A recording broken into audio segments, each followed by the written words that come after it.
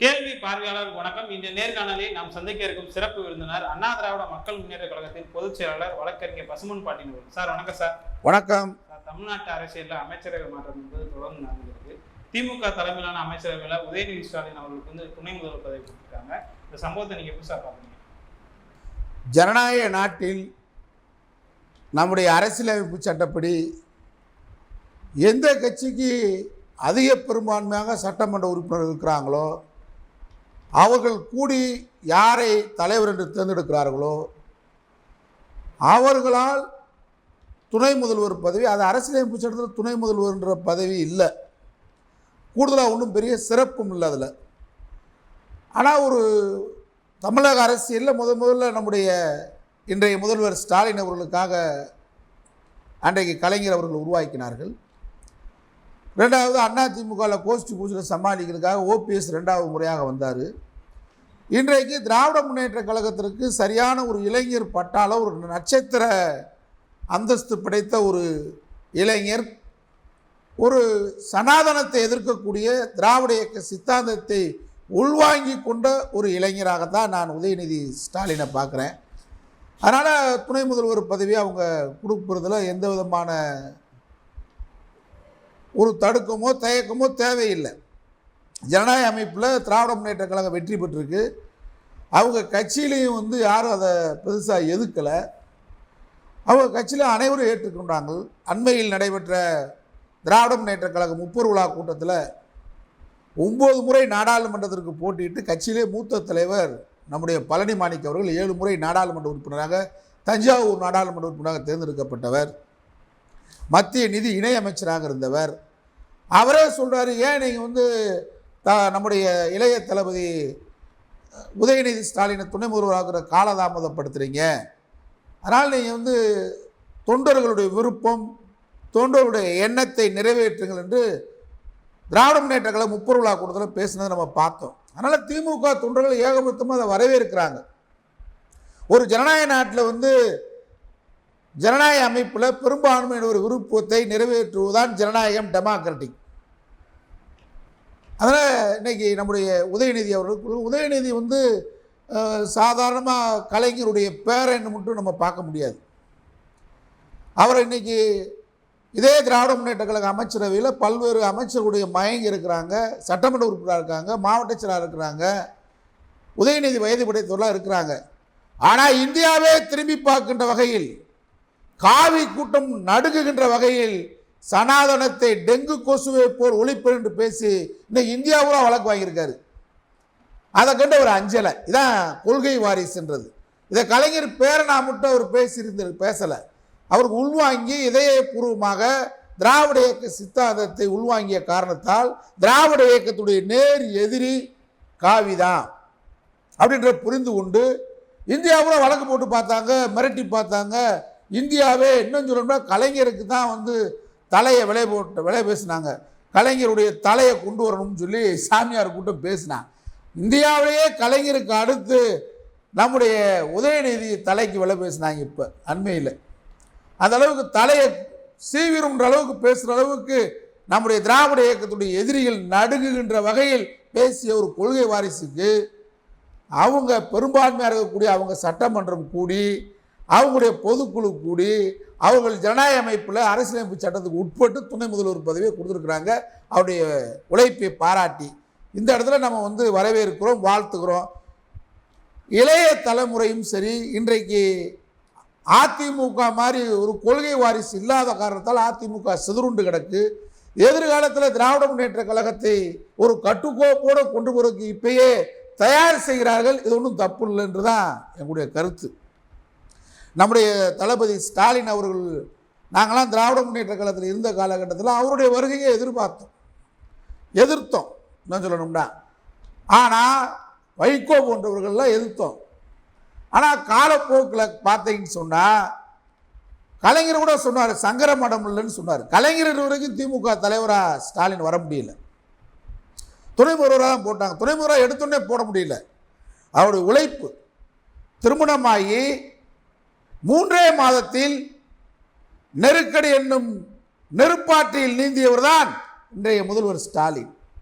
திமுகவில் மாவட்ட பிரதிநிதி, பொதுக்குழு உறுப்பினர், இளைஞரணி செயலாளர். இளைஞரணி செயலாளர் 5 பேரில் ஒரு ஆளாக தான் போட்டாங்க. எடுத்தோடனே அவர் இளைஞரணி செயலாளர் போடலை. அவரை தேர்ந்தெடுக்கிற திருச்சி கலைவாணர் அங்கே கூட்டத்துக்கு நான் போயிருந்தேன். அன்றைக்கி திமுக மதுரை மாநகர் 22ஆம் வார்டு இளைஞர் செயலர் நான். ஆனாலும் எங்களை போன்றவர்கள் ஏற்றுக்கிறல. ஆனால் ஜனநாயக அமைப்பில் அவரை மேயருக்கு நிறுத்துகிறாங்க, சென்னை மேயருக்கு நிறுத்துகிறாங்க. 15 லட்சத்துலேருந்து 20 லட்சம் வாக்காளர்கள் மேயராக தேர்ந்தெடுத்தாங்க. நீங்கள் வடக்கையெல்லாம் பார்த்தீங்களாக்கா எம்எல்சி வாரிசுகளை கூட அப்படி கொண்டு வராங்க, ராஜ்யசபா எம்பி. இங்கே அப்படி இல்லை. கலைஞருடைய மகேந்திர காரணத்துக்காக ஸ்டாலின் வந்து சொகுசாக வந்து தடத்துக்கு உட்கார்ந்துடல. 50 ஆண்டு கால போராட்டம், கடுமையான போராட்டம். அந்த போராட்டத்துக்கு பின்னாடி தான் முதலமைச்சராகவும் தலைவராகவும் வர முடிஞ்சு. யாரையும் அவர் தள்ளி விட்டுட்டு வரல, வந்துட்டார். வந்து இன்றைக்கி திராவிட மாடல் ஆட்சியை பெரியார் அண்ணா உடைய கலைஞர் வழியில் நடத்திக்கிட்டு இருக்கிறாரு. அது மட்டுமல்ல, நீங்கள் நெருக்கடி காலத்தில் வந்து கலைஞர் குடும்பம் வந்து அண்ணா சொல்லுவார், கலைஞரை பற்றி சொல்லும்போது, தண்டவாளத்தில் தலை வைத்து படு என்று சொன்னாலும் என் தம்பி கருணாநிதி முதலாக வருவார், பாளையங்கோட்டை சிறையில் படு என்று சொன்னாலும் என் தம்பி முதலாக வருவார். அதான் கலைஞர் குடும்பம். நீங்கள் நெருக்கடி காலத்தில், எமர்ஜென்சி காலத்தில் முரசொலி பத்திரிகை தணிக்கை செய்யப்பட்டு தான் தினசரி வரும். ஒரு நாள் பத்திரிகை வரவிட மறுத்துட்டாங்க. கலைஞர் அச்சை அடிக்க முடியல. கோடம்பாக்கத்தில் முரசொலி அலுவலகத்தில் கலைஞர் விடிய விடிய கலைஞர் குடும்பம் பூரா கையோடு எழுதி முரசொலி எழுதி அண்ணா சாலையில் கருப்பு சிவப்பு கொடி, இருவண்ண கொடி கலைஞர் கையில் பிடித்துக்கிட்டு, ஒரு பக்கம் தயாளம்மா, ஒரு பக்கம் கனிமொழி, ஒரு பக்கம் செல்வி, ஒரு பக்கம் அழகிரி, இவங்க குடும்பமே அண்ணா சாலை மவுண்ட் ரோட்லேருந்து முரசொலி கைப்பிரியை விற்றாங்க, விற்பனை பண்ணாங்க. நீங்கள் பெண் போலீஸே போடாத காலத்தில் கலைஞருடைய மகளை நிர்வாண சோதனைப்படுத்தினாங்க. கலைஞர் மனைவியை அவங்க வந்து சோதனைக்கெல்லாம் தன்னை ஆள்படுத்தி கொண்டு தான் இந்த பதவிக்கு வர்றாங்க. உதயநிதி வந்து இன்னைக்கு அவர் தலையை, வடநாட்டில் ஒரு சாமியார் சொல்லுவாங்க, தலையை கொண்டு வந்துடுவேன்றான், அஞ்சலை. ஆனால் அவங்க வந்தது வரவேற்கத்தக்கதான், அந்த கொள்கையை ஏற்றுக்கொள்ளக்கூடியதான், இது வரவேற்கக்கூடியதான். அவரை மக்கள் நம்பியிருக்கிறார்கள். திமுக தொண்டர்களும் மிகுந்த எதிர்பார்ப்போடு இருக்கிறாங்க. விளிம்பு நிலை மக்களுடைய நிலையை கொள்கை சித்தாந்த ரீதியோடு இன்றைக்கு வருகை தரக்கூடிய உதயநிதி ஸ்டாலின் துணை முதல்வராக வந்திருப்பதை அண்ணா திராவிட மக்கள் முன்னேற்ற கழகம் நானும் இதயபூர்வமாக வரவேற்கிறோம். அவர் வருகை வருக வருக என்று எதிர்பார்ப்போடு இருக்கிறது. சொல்றீங்க, ஆனா சீமான் போன்ற தமிழிசை போன்ற தலைவர்கள் எல்லாம் அது ஒரு வாரிசு அரசியல். சீமான் முட்டுன்னு ஒரு கட்சி, எறும்பு மாதிரி ஒரு கட்சி நடத்திக்கிட்டு அதுக்குள்ளே தன் மனைவி கைல்வெளியை கொண்டு வர பார்க்குறேன். கைல்வெளி சகோதரனை தேர்தலில், சட்டமன்ற தேர்தலில் இப்பயே நிற்பாட்டுற. 2026 நான் வந்து என் மகனை பிரபாகரனை நான் வந்து எம்எல்ஏ ஆக்குவேன்னு சொல்கிறேன். அப்போ என்ன அர்த்தம்? இது ஏற்றுக்கொள்ள முடியுமா? அதனால் நான் என்ன சொல்கிறேன்னு கேட்டால், இவங்க நம்ம தமிழிசை பேசுகிறாங்க. வடக்க நீங்கள் பார்த்தீங்கன்னா முதலமைச்சர், துணை முதலமைச்சர், மத்திய அமைச்சர் எல்லாம் வந்து பிஜேபியில் குடும்ப அரசியல் தான். தமிழிசைக்கு வந்து நான் என்ன சொல்கிறேன்னு கேட்டால், நீங்கள் வந்து இவரை நம்ம கர்நாடக முதலமைச்சர் சித்தராமையாவை ராஜினாமா பண்ணுங்கன்றீங்க. சரி, இன்றைக்கி அதே பெங்களூரில் தேர்தல் பத்திரத்தில் முறைகேடு பண்ணதாக நிர்மலா சீதாராமன் வழக்கு போட்டிருக்காங்க. அவங்கள ராஜினாமா பண்ண சொல்லுவீங்களா? சித்தராமையா மனைவி மேலே ஒரு வழக்கு, அதனால் அவர் ராஜினாமா பண்ண சொல்கிறீங்க. அது மாதிரி குடும்ப அரசியல்ன்றீங்க. தமிழிசை வந்து நீங்கள் அரசியல் பண்ண முடியுமா? குமரி ஆனந்தன் பேர் இல்லாமல் பண்ண முடியுமா? குமரி ஆனந்தன் மகன்றனால தான் உங்களுக்கு இவ்வளோ மரியாதை. இல்லாட்டி பிஜேபியில் உங்கள் வட்டார தலைவராக கூட வச்சுக்கிற மாட்டேன், மயிலாப்பூருக்கு பகுதி தலைவராக கூட போட மாட்டேன். உங்கள் அப்பா பெரிய தியாகி, அவருடைய காங்கிரஸை அசிங்கப்படுத்தினா, அவர் காங்கிரஸில் இருக்கார், நேர் எதிரான கொள்கையில் நீங்கள் போய் சேர்ந்துருக்கீங்க, அதனால் உங்களுக்கு கொடுத்துருக்காங்க. அது மாதிரி தான் நீங்கள் அதிமுக பொறுத்தவரை ஜெயக்குமார் தான் மகனை எம்பி ஆக்குறாரு இல்லையா? இந்த தேர்தலில் கூட போட்டியிட வச்சார். அவர் தொகுதியில் மட்டும்தான் வேலை பார்த்தாரே தவிர எந்த தொகுதியிலும் வேலை கூட பார்க்கல. இவர் குடும்ப அரசியலை பற்றி பேச முடியாது. அதிமுகவில் ஓபிஎஸ் அம்மா இருக்கிற காலத்தில் மகனை கொண்டு வர முடியல, அம்மா இறந்தோடனே மகனை எம்பி ஆக்குனார். இப்போ அண்ணா திமுகவில் ராஜினி செல்லப்பா மகனை எம்பிக்கு நிப்பாட்டு இல்லையா? நீங்கள் சந்தர்ப்பம் கிடைச்சா குடும்பத்தை கொண்டு வராங்க.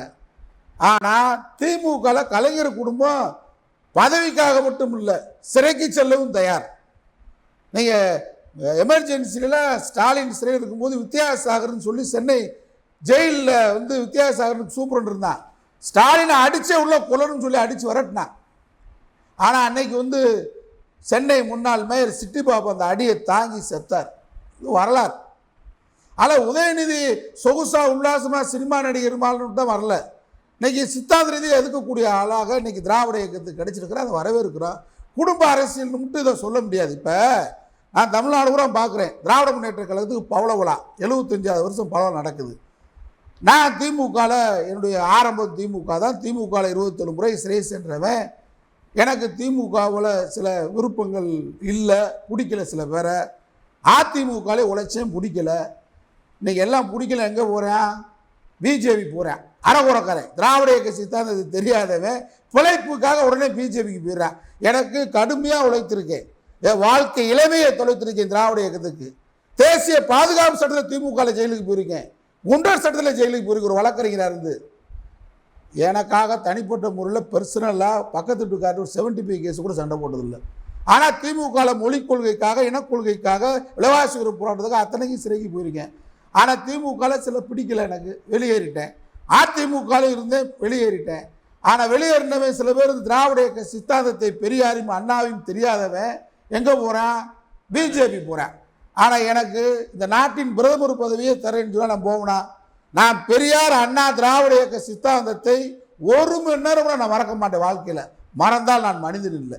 இந்த நாட்டில் அடக்கப்பட்ட, ஒடுக்கப்பட்ட, பிற்படுத்தப்பட்ட மக்களை தலைநிமிர்ந்து நடக்க வைத்தது பெரியாரும் அண்ணாவுடைய சித்தாந்தம். அந்த சித்தாந்தத்துக்கு நன்றியோடு இருக்குன்னு நினைக்கிறேன். அதனால நான் ஒரு தனி கட்சி நடத்தினா கூட திராவிட இயக்க சித்தாந்தத்தை பெரிய கட்டமைப்பாக இருக்கக்கூடிய திமுகவை நான் ஆதரிக்கிறேன். வேற ஒரு நோக்கம் இல்லை. திமுகவை ஆதரிக்கிறதுனால எந்த அமைச்சர்கிட்டையாவது போய் நான் அப்பாயின்மெண்ட் கேட்டு என் மகனுக்கு வேலை கொடுங்கன்னு கேட்டு போயிருக்கேனா? டிரான்ஸ்ஃபருக்கு போய் நிற்கிறேன்னா? துட்டுச்சீட்டு வைக்க நிற்கிறேனா?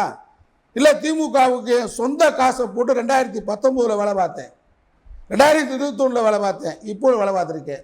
சல்லி காசு, டீ காசு கூட வாங்கினதில்லை. காரணம், திராவிட இயக்கத்தை இன்னைக்கு கட்டி காப்பாற்ற வேண்டிய இடத்துல இருக்கிறோம். அண்ணா இல்லை, பெரியார் இல்லை, கலைஞர் இல்லை, புரட்சித்தலைவர் எம்ஜிஆர் இல்லை, இந்த அம்மா இல்லை, லேடியா மோடியான்னு கேட்ட அம்மா இல்லை. இன்னைக்கு அனைத்து வடிவமாக ஸ்டாலின் இருக்கிறார்.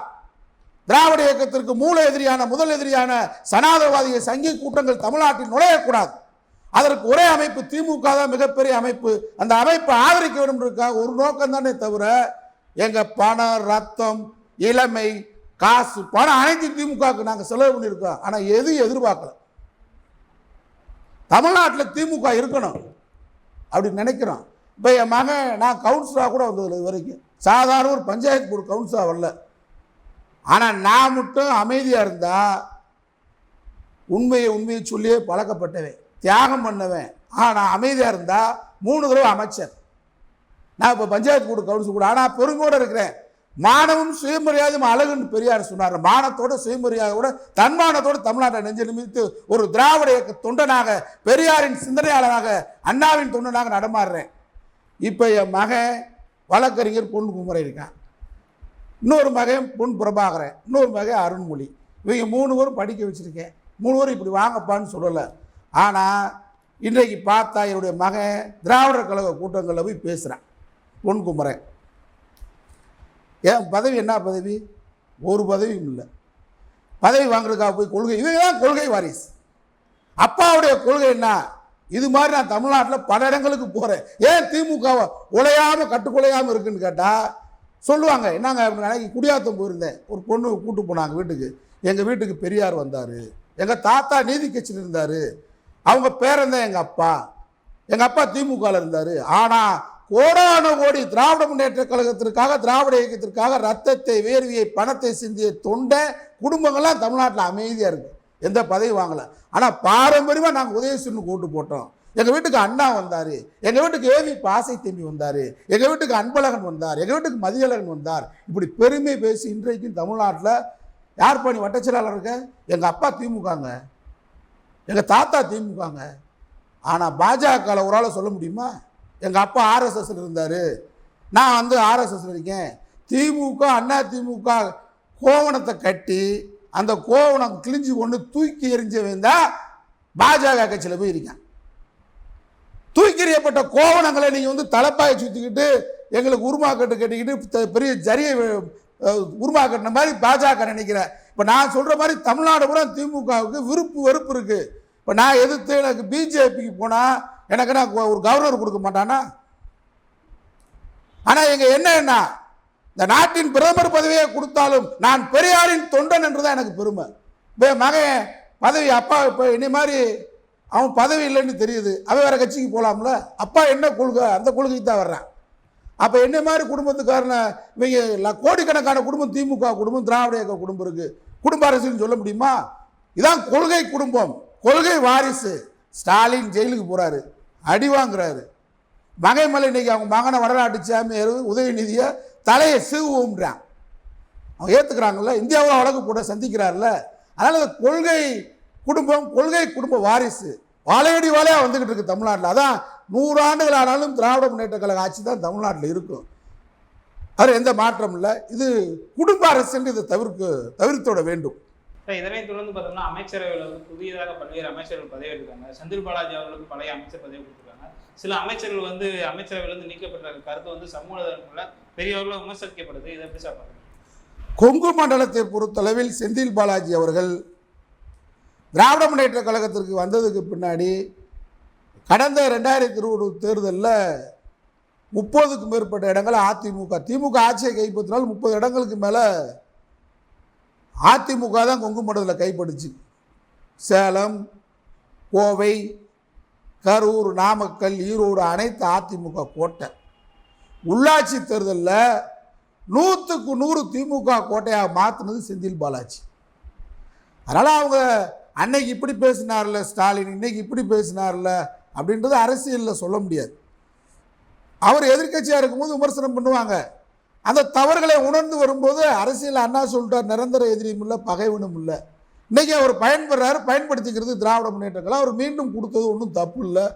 கட்சிக்கு உரம், கட்சிக்கு பலம், கட்சி பலத்தையும் உரத்தையும் அவர்கள் எதிர்பார்க்குறாங்க. அதுக்கு பயன்படுறாரு செந்தில் பாலாஜி, அதனால் கொடுத்தது தப்பு இல்லை. ஆனால் அதே நேரத்தில் நாங்கள் உண்மையை பேசிய பழக்கப்பட்ட ஆள். நான் கூட்டணியில் இருக்கேன், திமுகவை ஆதரிக்கிறோம், திமுக அரசு தான் இருக்குன்னு விரும்புகிறோம். இந்த அரசுக்கு ஒரு ஆபத்தினால் முதலில் களத்திலிருந்து போராடுகிறவன் பசும்பொன் பாண்டியமும் எங்கள் இயக்க அண்ணா திராவிட மக்கள் முன்னேற்ற கழகம் தான். ஆக உண்மையை பேசாமல் இருக்க முடியாது. நான் முதலமைச்சருக்கு நேரடியாக வேண்டிய ஆள், நேரடியாகவும் சொல்ல போகிறேன், கடித வாயிலாகவும் சொல்லியிருக்கேன். இந்த பேட்டியின் வாயிலாக நான் என்ன சொல்ல விரும்புகிறேன்னு கேட்டால், அது உங்கள் விருப்பம், உங்கள் கட்சி, நீங்கள் செஞ்சுருக்கீங்க. இப்போ நாங்கள் என்ன தான் திமுக ஆதரவுல வெளியே நிற்கிறீங்க, அப்படி தான் நீங்கள் பார்ப்பீங்க. நாங்கள் வெளியே இருந்து எங்கள் கருத்தை சொல்கிறோம். என்ன கருத்துன்னு கேட்டால், மதுரையில் பிடிஆர் பல்வேல் தியாகராஜன் இருக்கிறார் அமைச்சர். இந்தியாவே திரும்பி பார்க்கின்ற வகையில் நிர்மலா சீதாராமனை எதிர்த்து மாநில கவுன்சில் வரி விதிப்பு கூட்டத்தில் பேசின பேச்சு திராவிட இயக்கம்னா என்னென்ன இந்தியாவே திரும்பி பார்த்துச்சு. அப்படி ஒரு அருமையான பேச்சு. திராவிட இயக்க கொள்கை குடும்பம் அவர் பிடி ராஜன், பிடிஆர் பல்வேல் ராஜன், பிடிஆர் பல்வேல் தியாகராஜன். இன்னும் நான் தெளிவாக ஓப்பனாக உடைச்சு பேசுறேன்னு சொன்னால், தமிழ்நாட்டிலே பணம் கொடுக்காம வாக்காளர்களுக்கு 2 முறை ஜெயிச்ச ஒரே வேட்பாளர், ஒரே அமைச்சர் பிடிஆர் பல்வேல் தியாகராஜன். சவால் விட்டு சொல்றேன், மதுரையில் யாருக்கும் பணம் கொடுக்கல, 2 முறை வெற்றி பெற்றிருக்கிறார். இது நான் சொல்லல, பொதுமக்களுடைய கருத்தை கண்ணாடி போல எதிரொலிக்கிறேன். அவருக்கு ஏன் முக்கியத்துவம் இல்லை என்கின்ற கேள்வி பொதுமக்கள் மத்தியில் வருது, திராவிட இயக்க சிந்தனையாளர் மத்தியில் வருது, இடதுசாரி சிந்தனையாளர் மத்தியில் வருது. 15 கயிறு கட்டிருக்காங்க, புளு, மஞ்சள், வெள்ளை அமைச்சர் இருக்காங்க. அவங்க திராவிட இயக்க சிந்தனையாளரா, திராவிட இயக்க தத்துவவாதியா? நான் தளபதி நம்முடைய முதலமைச்சர் ஸ்டாலின் திராவிட இயக்க மாடலை பேசுவதை வரவேற்கிறோம். நம்முடைய தம்பி உதயநிதி ஸ்டாலின் சித்தாந்த ரீதியாக எதிர்ப்பதை, சனாதனத்தை எதிர்த்ததை உறுதியான வரவேற்போம். எத்தனை அமைச்சர் சனாதனத்தை எதிர்த்து பேசுறாங்க? சனாதனத்தை எதிர்த்து கடுமையாக கொள்கை ரீதியாக பேசியவர் நம்முடைய பல்வேல் தியாகராஜன். அவர் கொள்கை ரீதியாக பேசிய காரணத்தால் ஈசா மையத்தை நாங்கள் விடமாட்டோம், யானை வரக்கூடிய வழித்தடத்தை தடுத்திருக்கக்கூடிய, பல்வேறு நில அபகரிப்புகள் செய்திருக்கக்கூடிய ஈசா மையத்தை நாங்கள் விடமாட்டோம்னு பேசின ஒரே அமைச்சர் திராவிட இயக்க சித்தாந்தவாதி பல்வேல் தியாகராஜ். அப்படி கொள்கை ரீதியாக பேசினா அவருக்கு இறங்கு முகமா திமுகவில் அப்படின்ற கேள்வியை பகுத்தறிவாளர் கேட்குறாங்க, இடதுசாரி சிந்தனையாளர் கேட்குறாங்க, நடுநிலையாளர் கேட்குறாங்க. பதில் சொல்ல வேண்டிய பொறுப்பு நம்முடைய மாண்புமிகு முதலமைச்சருக்கு இருக்கு. அடுத்து இப்போ மனோ தங்கராஜை பதவியிலிருந்து எடுத்திருக்காங்க. தெற்க ஏற்கனவே மந்திரிகள் பற்றாக்குறையாக இருக்குது. தென் மாவட்டத்தில் நான் தெற்கு சீமையில் பிறந்தவன். தெற்கு சீமையில் ஏற்கனவே சரியான முறையில் மந்திரியுடைய நடவடிக்கை இல்லை என்பதுதான் பொதுவான கருத்து. நீங்கள் தெற்கு ஒரு அமைச்சர் எடுத்துட்டு மேற்க போட்டிருக்கீங்க, வரவேற்பு, அது உங்கள் விருப்பம், ஜனநாயக அமைப்பு, உங்களுக்கு மக்கள் ஓட்டு போட்டிருக்க, நீங்கள் செய்கிறீங்க. ஆனால் பொதுமக்கள் கருத்து இந்த ஆட்சிக்கு நாங்களும் வேலை பார்த்தவங்க, இந்த ஆட்சி வரணும் விரும்பினவங்க, இந்த ஆட்சிக்கு ஒரு ஆபத்தில் நாங்கள் நிற்கிறவங்க, நாளைக்கு இந்த ஆட்சிக்கு நாங்கள் உறுதுணையாக இருக்கிறவங்க கருத்து சொல்கிறேன். மனோ தங்கராஜ் பால்வளத்துள்ள யார் அமைச்சராக இருந்தாலும் கெட்ட பேர் வாங்குவாங்க. கெட்ட பேர் வாங்காத ஒரு அமைச்சர் நம்முடைய மனோ தங்கராஜ். நான் இன்னும் அவர் நேராக கூட பார்த்ததில்லை. பல அமைச்சர் எனக்கு நேரடியாக அறிமுகம், குடும்பத்தோட பழக்கம், மரியாதை நிமித்தமாக சந்திப்பேன். ஆனால் மனோ தங்கராஜ் நான் மரியாதை நிமித்தமாக கூட சந்தித்ததில்லை, பார்த்ததில்லை. ஆனால் முகநூல் வாயிலாக, கட்சவி என்ற வாட்ஸ்அப்பில் வாயிலாக அவருடைய நடவடிக்கையை எங்கள் தோழர் மூலமாக நான் முதலமைச்சருக்கு மறுபரிசீலனை பண்ணுங்க உளவுத்துறை வச்சுருக்காக சொல்கிறேன். ஆர்எஸ்எஸ் கன்னியாகுமரி மாவட்டத்தை ரணகலமாக்கி ரத்தம் சிந்த வைத்து தமிழகத்திலிருந்து ஆர்எஸ்எஸ் கன்னியாகுமரியை பிரிக்கணும் சதித்திட்டம் போடும்போது மனோ தங்கராஜ் திராவிட இயக்க சித்தாந்தவாதியாக கடுமையாக போராடிதான் இந்த முறை நாடாளுமன்ற தேர்தலில் காங்கிரஸை வெற்றி பெற வச்சிருக்காரு. இடைத்தேர்தல், திருவங்கூட இடைத்தேர்தலையும் இன்றைக்கு காங்கிரஸ் வெற்றி பெற்றிருக்கு. சித்தாந்தவாதியாக கடுமையாக மோடியை முகநூலில் எதிர்ப்பார். முகநூலில் அமைச்சர்களையே சித்தாந்த ரீதியாக பேசக்கூடிய பிடிஆர் பல்வேல் தியாகராஜருக்கு அடுத்து மனோ தங்கராஜ் தான். அவரை நீங்கள் என்ன காரணத்துக்காக எடுத்தீங்க? அவரும் மோடியை கடுமையாக எதிர்க்கிறனாலையா அப்படின்ற கேள்வி இடதுசாரி சிந்தனையாளர்கள், எங்களை போன்ற பகுத்தறிவாதிகள், உங்களை ஆதரித்த தோழமை கட்சியின் அடிப்படையில் கேட்குறோம். தினமலர் இன்னைக்கு எழுதுறான், தினம் மலம் விஷத்தை கக்குறான். மனோ தங்கராஜ் மோடி எதிர்த்தார், ஆர்எஸ்எஸ் எதிர்த்தார், ஆகவே எடுக்கப்பட்டான்னு வருது. நீங்கள் முதல் நாள் மோடியை பார்க்குறீங்க, மறுநாள் அமைச்சரவை மாற்றம். மனோ தங்கராஜ் மேலே மிகப்பெரிய குற்றச்சாட்டு இல்லை, ஊழல் குற்றச்சாட்டு கிடையாது. அங்கே கனிமவள கொள்ளை, கன்னியாகுமரி மாவட்டத்தில் கனிமவள கொள்ளை பெரும் முதலாளிகள் அங்கே முகாமிட்டிருக்கிறார்கள். அந்த கனிமவள கொள்ளையில் ஈடுபடுகின்ற கார்பரேட் முதலாளிகள் ஆர்எஸ்எஸ் காரர்கள், ஆர்எஸ்எஸ் கார்பரேட் முதலாளிகள் இணைந்து மனோ தங்கராஜ் பதவியை தூக்கி இருக்கிறார் என்று சொன்னால் திராவிட மாடல் ஆட்சிக்கு அழகா? மறுபரிசீலனை பண்ணணும். செஞ்சி மஸ்தான் வேற, அது உங்க நடவடிக்கை என்பது அந்த மாவட்டத்தில் நடக்கக்கூடிய பிரச்சனை. ஆனால் தருமபுரி நாடாளுமன்ற முன்னாள் உறுப்பினர் செந்தில் கொள்கையை பேசினார், பெரியாரை பேசினார், அண்ணாவை பேசினார், கலைஞருடைய கொள்கையை பேசினார். ஊழலுக்கு அப்பாற்பட்டவர், சித்தாந்தவாதி. அவருக்கு ஏன் நாடாளுமன்றத்துக்கு திரும்ப நீங்கள் சீட்டு கொடுக்கின்ற கேள்வி எழுது. பொன்முடி உயர்கல்வித்துறை திராவிட மாடல் ஆசிரியராக இருந்து இந்த இயக்கத்துக்கு வந்தவர், பகுத்தறிவு ஆசிரியராக இருந்து வந்தவர். அவருக்கு ஒரு பின்னடைவு ஏற்படுத்துக்கு சட்டமன்றத்தில் திராவிட மாடல் ஆட்சி எதிர்த்து கவர்னர் பெரியார் அண்ணாவும் காமராஜர் பேர சொல்ல மாட்டேன் வெளியே போகும்போது வெளியே போயா அப்படின்னு சொன்னவர் பொன்முடி அமைச்சர்லே. அப்போ கவர்னர் எதிர்த்தா, நானே கவர்னர் எதிர்த்தேன், ஏமலே நீங்கள் வழக்கு போட்டீங்க. ஆனால் நான் பேசுனது தான் ஸ்டாலின் பேசுகிறாரு, நான் பேசுனது தான் உதயநிதி பேசுகிறாரு. முன்னாடி நான் பேசுனது தான், அப்போ அவங்க மேலே வழக்கு போடுறதா? அதிமுக ஆட்சியில் போடப்பட்ட வழக்கில் எங்கள் மாதிரி இன்னும் இருக்கு, நடந்துகிட்டு இருக்கு. திமுக ஆட்சியிலையா நாங்கள் வழக்கை கண்டு பயப்படாத ஆளுங்க, சிறையை கண்டு அஞ்சவும் மாட்டோம்.